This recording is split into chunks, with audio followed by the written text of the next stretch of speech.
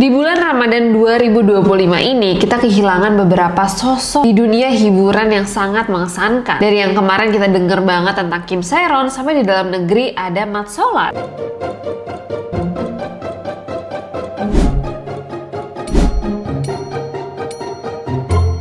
Hi, it's Nas Judge and welcome back to Naskah Kaget. Di bulan Ramadan ini, kita akan menyajikan konten-konten Naskah Kaget yang ekstra spesial mulai hari ini.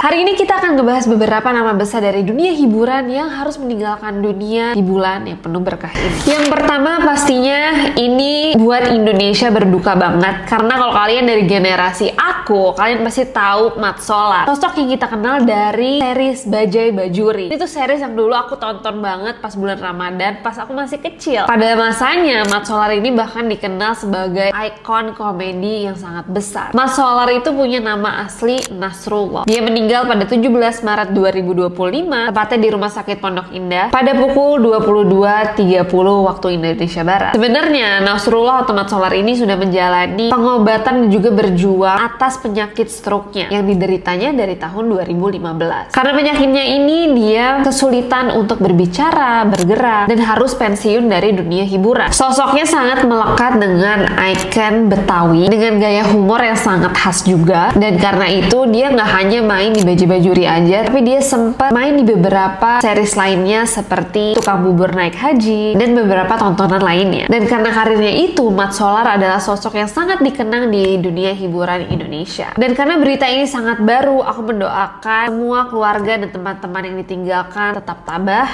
dan kita semua berdoa untuk Mat Solar dan juga keluarga. Kalau tahun ini kita kehilangan Mat Solar, tahun lalu kita juga kehilangan sosok komedian yang sangat berkesan di dunia hiburan Indonesia, yaitu Babe Cabita. Jujur tahun lalu pas kabarnya keluar, aku tuh sangat amat kaget banget, karena gak nyangka dia tiba-tiba hilang begitu aja. Seorang komedian dan aktor film yang meninggalkan dunia pada 9 April 2024, dan ini pas bulan Ramadan juga, malah tepatnya sehari sebelum Idul Fitri. Meninggalnya akibat penyakit anemia plastik. Penyakit ini menyebabkan tubuhnya kesulitan untuk memproduksi sel darah merah, hingga kesehatannya dari waktu ke waktu semakin menurun. Babe Cabita tuh di TV kelihatan dia baik-baik aja, tapi sebenarnya dia sudah menjalani perawatan yang intensif dari pertengahan 2023. Kondisinya tuh naik turun, sempat membaik, tapi ternyata itu bukan akhir dari semuanya. Tubuhnya kembali kritis sehingga dia harus menghembuskan nafas terakhirnya. Babe Cabita itu dikenal gara-gara dia juara di acara Suci 3 atau acara stand up komedi Indonesia yang season ketiga. Dia populer gara-gara dia punya ciri khas sendiri untuk berkomedi dengan rambut keribunya yang sangat menarik. Di luar itu, dia juga sempat membintangi beberapa film seperti Comic 8 di 2014, Warkop DKI Reborn di 2016, dan Susah Sinyal di 2017. Dan dia pun sangat aktif di sosial media untuk membagikan konten-konten yang menghibur. Semoga Babe Cabita di tempat yang terbaik sekarang ya. Kayaknya kurang afdol kalau kita cuma ngebahas artis-artis dalam negeri aja. Kita nggak bisa nggak ngebahas Kim Sae-ron yang kemarin juga baru dikabarkan meninggal dunia. Walaupun tidak meninggal di bulan Ramadan, tanggal meninggal dia itu sangat dekat dengan menjelangnya Ramadan. Artis Korea Selatan yang baru berumur 24 tahun ditemukan meninggal dunia di rumahnya yang ternyata adalah aksi bunuh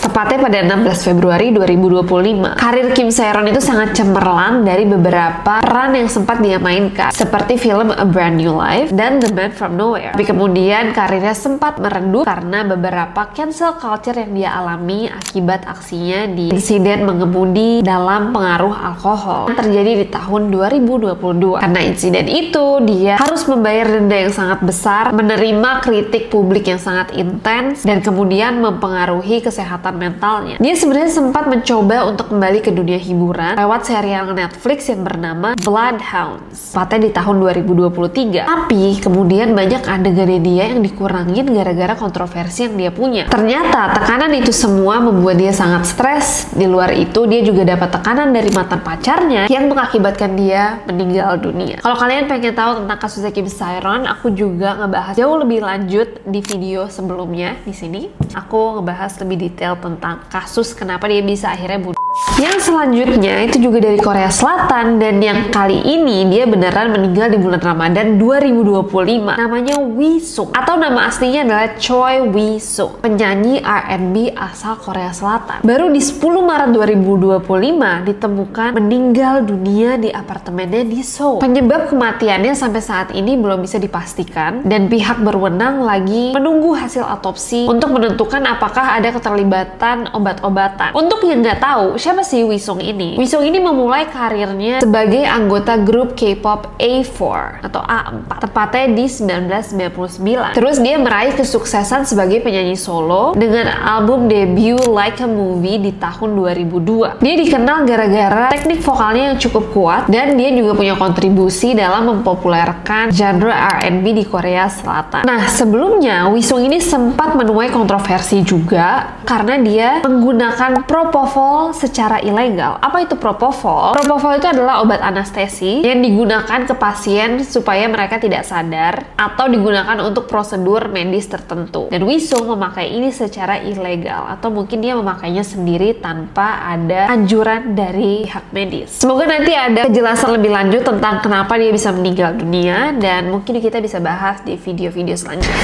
Balik lagi ke Indonesia, sempat ada selebgram terkenal bernama Steffi Agnesia yang meninggal dunia di Ramadan 2024 lalu. Tepatnya di 21 Maret 2024 di Rumah Sakit Cipto Mangunkusumo. Sebelum meninggal, yang bikin menarik tuh dia pernah mengungkap bahwa dia pernah diduga kena guna-guna. Tapi penyebab kepastian meninggalnya sampai sekarang belum diumumkan ke publik. Untuk yang tidak tahu, Steffi ini adalah seorang influencer dan juga model, sangat cantik, dan dia juga sangat aktif di sosial media, membagikan berbagai konten fashion, gaya hidup, dan juga keluarganya. Dia pun dipercaya berbagai brand kecantikan untuk berbagai macam endorsement dan marketing juga. Mungkin kalau kalian tahu tentang meninggalnya Steffi Agnesia secara detail, boleh banget diceritain di bawah biar kita bisa diskusikan juga. Intinya, di bulan Ramadan ini pastinya kita tidak luput dari kehilangan orang-orang yang kita sayang, mau itu yang terkenal dan juga mungkin yang tidak dikenal masyarakat. Tapi tetap aja, walaupun mereka meninggalkan dunia, karyanya, cintanya itu nggak akan pernah hilang dari sahabat-sahabatnya, keluarganya, penggemarnya, dan orang yang mencintai mereka. Apalagi orang-orang yang tadi aku sempat sebutin, karena karya mereka sampai sekarang pun bisa kita akses dan kita lihat. Doa aku cuma satu, semoga mereka di tempat yang terbaik sekarang, dan semoga orang-orang yang ditinggalkan tetap tabah. That is all for today's video. Semoga kalian suka. Jangan lupa juga untuk like, comment, subscribe, do of those stuff, and jangan lupa juga untuk follow aku di social media platforms aku semuanya @nasjaj, and I'll see you guys next time.